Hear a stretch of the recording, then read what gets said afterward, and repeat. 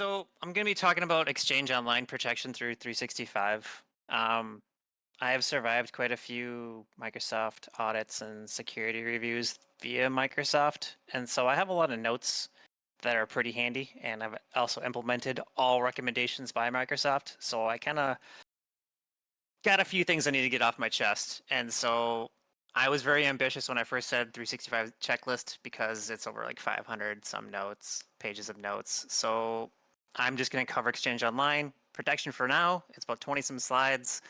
I think it's enough to fill our time slot here, and then we'll go from there. If people like it, if people want more, that type of stuff, then I'll consider doing the rest of it. But it's a lot because Exchange 365 is just massive. It's insane. It's ridiculous. So who am I? I'm Andrew Sapinski. My background is actually in psychology. I went into psychology, came out with a master's, decided to jump into market research, and somehow ended up doing IT security. It's been a fun journey. I've gotten to work with a lot of different companies, helped start up an MSP, worked for a hosting VPS company. And so I've just done a whole lot of random stuff in my life and never really worked in one job. So what I have here is also to say that everything I'm about to say does not represent my employer. These are my opinions. Don't take them too seriously. Also, all my suggestions are for 365 are suggestions. It is up to you to validate, test, and to make sure that you do not bring down your production and impact your own company. That's on you. That's not on me. I'm just giving you suggestions of what you can turn on or what you should consider. So, NullSec 404, great group. Met these guys back in San Diego a couple years ago. Been rocking out here ever since. I've learned so much stuff and I've brought it to my own job. Stick around, donate, help out. I've learned how to do VS Code, AWS with these guys. Jesse's taught me so much about purple teaming that I'm even being asked to do that with my current employer. Do it. Check this place out. Hang around. There's so much knowledge to get from these guys. It's pretty fun. My outline right here. So these are just going to be some of the things I'll be covering. If you guys aren't interested, feel free to drop off. I will be rambling for a little while here. So Exchange Online protection encompasses these 4 things here. So we have edge protection, sender intelligence, content filtering, and post-delivery production. You'll see what I have highlighted here in green are features that are only offered if you have Microsoft Defender for 365, which requires its own license. I think it's really fun that Microsoft hides a lot of the good features behind a paywall, and I believe they're also feeling that pain now too with their dev site and hack they just went through. Kind of fun. So number one thing to start off with, if you're going to go through your 365 and check your security settings, is to look through your safe senders list, the naughty list, the list that you shouldn't have anything in at all. This list is awful. You should remove it. You should work on making sure that no one gets on this list. What this list allows people to do is get around the spam filtering protection and avoid malware scanning. It's based on IP, so if said person's able to spoof IP and send off an email, you are going to be in trouble. This is a great thing also to abuse if you are a hacker. Find out other companies that people may have on an allow list. Usually it's the bigger fish that they're working with. If they splash it on their homepage and say, hey, we work with so-and-so, they're probably not going to want any emails blocked from that company. You might be able to spoof them if their SPF records aren't set up right. So number one thing is check your allow lists. The best thing to do if you are not going to do an allow list is to use safe sender list. I listed out the order from Microsoft here and their recommendations for doing safe senders and to ensure that you are not just whitelisting other domains. If you do whitelist domains, as you can see from our first slide here, these are all the protections Exchange Online Protection offers. Here's what happens if you do an allow list or an IP allow. You turned off half of the security features for your company when their email is being sent. This is why you do not want to do it. Also, this is what you do want to take advantage if you're a hacker. Spam filter actions. You need to set your spam filter actions to actually do something. you need to go inside 365 and set these to quarantine. You can allow users to set the quarantine or to remove things out of quarantine. Don't recommend it. Don't trust the users. They will unquarantine everything if they think it's important. They think their boss needs them to get gift cards. They will unquarantine it to make sure their boss gets the gift cards, even though it's probably a scam. So make sure that admins are the ones who are doing the unquarantine. Work through your business to make sure this is the process that's set up, and evaluate your risk tolerance for this. You may lose an email or two. It might get buried, but users will be able to get like a quarantine digest if you send that out, enable that, and emails shouldn't be lost. Actions are set based on what 365 believes the email is. So they're going to do their evaluation, set a high confidence spam, phishing email, or bulk email, and then move it to whichever quarantine that you suggest. So Zap the Auto Purge. This is one of the greatest features that Microsoft has. It's constantly working in the background. It evaluates email as it comes in, and also able to pull email after it's landed and hasn't been read. This feature is powered by your users.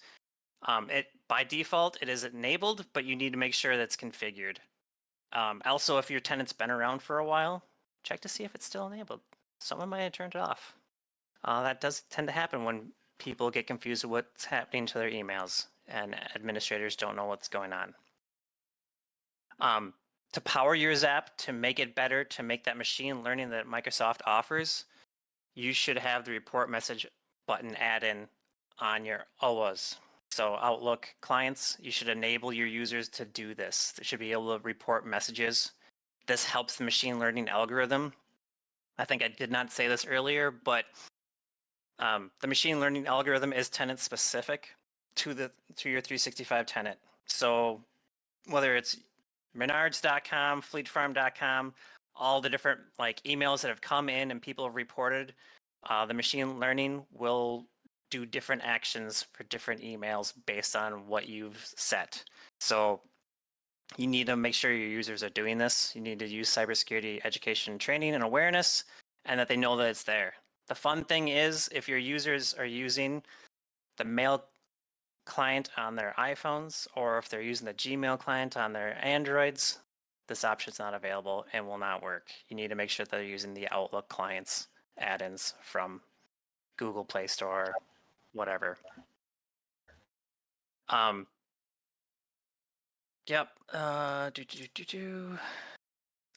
spam and malware notifications. You need to make sure you set up alerts for detecting the suspicious emails patterns.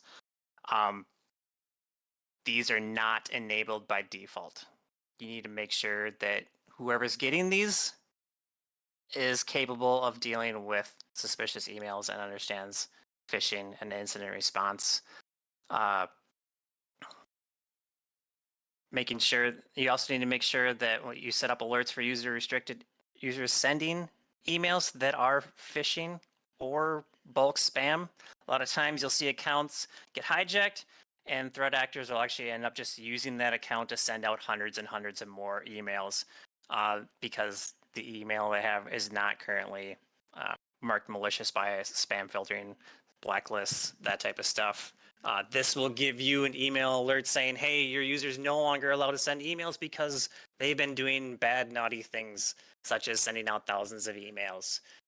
This will get you blacklisted. This will get you added to people's spam lists, and you will no longer be able to send emails to other companies for a time being until that's resolved. It's not fun to deal with. It's not quick to deal with. You need to make sure you have this under control. Malware detection, internal alerting is not on by default. I don't know why that wouldn't be. That's hilarious. But you need to make sure it's turned on and it's sending an email alert to your IT staff or security team so they know that people are sending malware. This is also important for internal messages. That way, malware being sent between internal users is caught as well. And then common attachments. I think this is pretty common sense here. Block the risky file types, the ISOs, the zip files, that type of stuff. that I can't say enough. Block it. It's worth it. I've seen plenty of people from my MSP life just load an ISO image and add it to their machine. I don't even know why. And then, yeah, I don't want to go on a tangent on that. Disable external malware sender notifications. This is a great one. By default, it's turned on. So an external sender can send malware to your users and see if it's been blocked. They will get a message notification telling them, hey, your message has been blocked. We detected malware, or because of your attachment. That's a great way to just keep sending to figure out what kind of malware that tenant will accept. So turn it off. Don't let the hackers know what's going on. And then also, when you create these malware filtering policies inside there, limit them. Always limit the number of policies you create inside Microsoft's 365 tenant. The more you make, the more your life will become miserable and the harder it is to manage them. And also make sure you create safe attachment policies for scanning and sandboxing. You need to turn this on.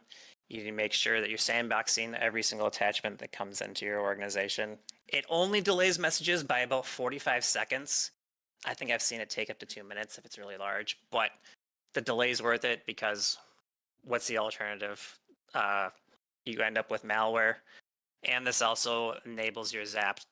Zap is going to give whatever file you send in a hash, and it'll know to pull that hash and make it easier to remediate later. Anti-phishing policies. The default anti-phishing policy applies to all users. You can go in there and set granular phishing policies for people, users, and groups. It becomes difficult to manage over time, I find. It's better just to leave it for everybody and not make exceptions for people if you can. But you're able to do it. It helps for those people who just don't want to learn cybersecurity awareness and just need to have everything blocked sent to them and sent in plain text. There's some people like that. You can't get rid of them from your org. They're the best salespeople in the world. But at the end of the day, you have the tools and you can do something about it to help everybody out and make sure the business is still moving forward. Safety tips and indicators, you should configure them and configure the following settings. I have them listed out here. I am not a giant fan of setting these tips. It's helpful for people to see that it's an external sender. It's helpful to see that it's a new message for the first time from people.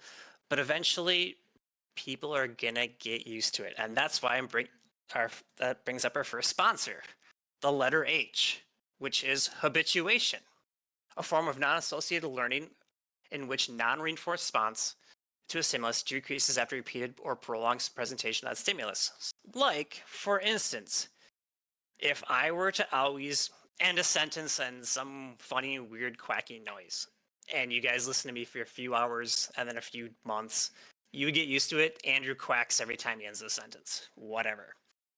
Eventually, you won't notice it anymore. Just like the messages that users see inside their Outlook emails. They're no longer going to see the yellow banner, the red banner. They see it all day long. They're just trying to do their jobs. They don't care. It becomes invisible eventually. This is not a security control. It's just going to help your users a little bit. It's a crutch. Don't rely on it. Phishing threshold, you should go inside Exchange, or not Exchange, 365, and set the threshold level. It's going to be at a 1 as soon as you have your tenant set up, or if you've never touched it, it's at a 1. Eventually, you're going to get hit with more and more campaigns and move this thing up. I believe most of my organizations that I've worked with, we usually sit at a 3 and 4, and it still doesn't block that many business emails or legitimate emails. I catch more Gmail and Outlook.com or iCloud emails than I do anything else I notice when this setting's up higher. But other than that, since those aren't usually business-related emails, it's not that big of an impact for a business. Spoofing, This one's kind of fun. I love this. Set up your SPF record. Do a DKIM at least. DMARC.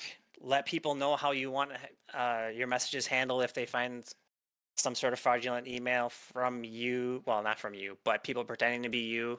Not a lot of people have DMARC set up, but I highly recommend make sure with SPF you have this set up inside your tenant. You have your DNS record set up for SPF. It's a huge game changer.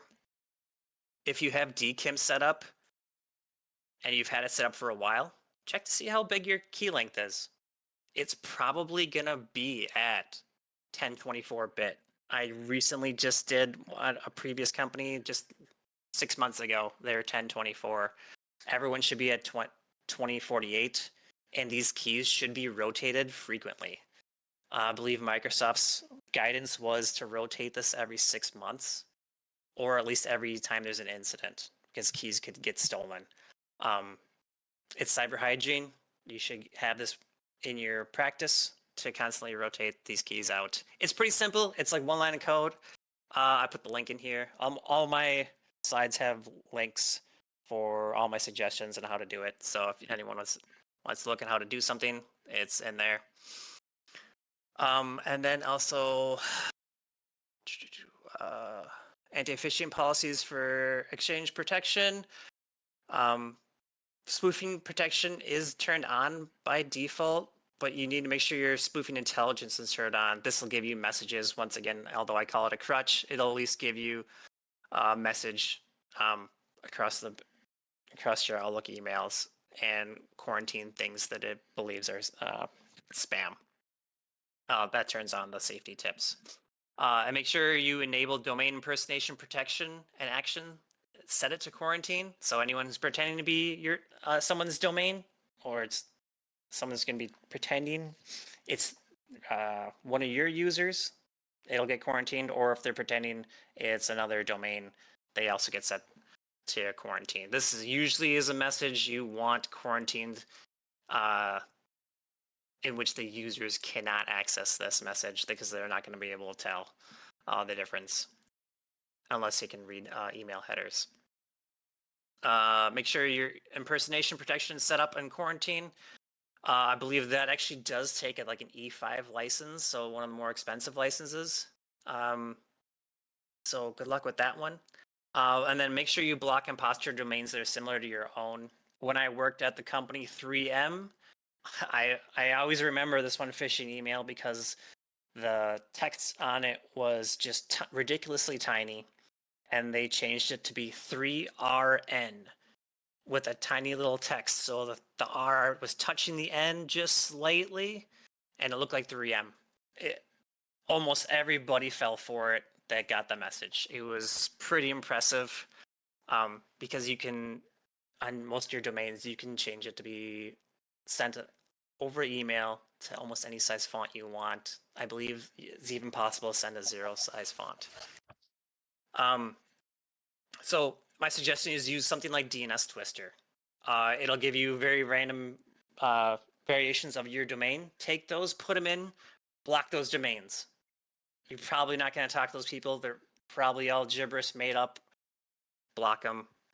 Make your life a lot easier. Otherwise, they will be used against you eventually. 365 also has the ability to do attack simulation in it. It's built in here. If you can't see it, it's probably because I believe you need at least one E5 license to see it. A lot of these features you get to see if you have just one E5 license in your environment. Do with that as you want. Don't recommend breaking the law, but yeah. You can do credential harvesting, email, text simulations, malware, all that type of stuff. Or you can also use, I highly recommend using GoFish. I've used this in the past before. It's pretty simple to set up. It's got a lot of templates. Highly recommend it. Fish your users, mess with them, make sure they learn. That's the end game. Email forwarding. You want this turned off in your environment. If you're going to do anything at all take away from this, please disable email forwarding. This thwarts a lot of threat actors who are just low-hanging threat actors. But block email forwarding from your environment. Don't allow it. Don't allow users to forward from your domain to an external domain. They can forward within their own domain. That's fine, but don't allow them to forward outside. Number one thing I've seen with threat actors, when they hijack an account, they will just send it right off to their own email and make sure that they're getting only the emails that they want. That are usually financial type emails, or even if you liquid web ones or domain accounts set up for access to other things. But disable it. Don't allow it. Throw a fit if you see it in your environment, and make sure that you go based off your risk tolerance, but highly recommend making sure this is turned off. And then also make sure you have a phishing action plan. Have a thought out plan on how to deal with phishing and how to remediate it. It takes PowerShell. You can do some things inside the dashboard in 365. It takes longer to revoke all tokens in the dashboard than it does PowerShell. I've timed it personally. It's about 45 minutes if you do revoke token in the dashboard. If you do it in PowerShell, it's under 3 minutes. I've even been told this by Microsoft. It's just there's so much stuff happening in the dashboard. Don't rely on it. But Microsoft actually has some of the best playbooks for dealing with their own shit. They give you all the PowerShell commands. They tell you what to run. They tell you all the different areas where people hide. They understand the threat landscape for this. Totally rely on them. I put the link inside here for threat investigation. And then also some other playbook that I've used in the past as well. Licensing, if you guys want to check out some of the things I told you to turn on, there's a whole list here for the licensing and what it requires. A lot of these things you can get away with, like E3S plus E5. I think that runs you probably around $25 to $30 per person. So in my opinion, still really expensive, but you need to have this stuff turned on in order to take on the level of threat actors and the level of sophistication with threat actors these days is just rising. It's just so much easier with AI to do almost to be on par with APTs with email phishing. It doesn't take much now. If you want to self-audit yourself, totally check out CISA. I played with this a little bit.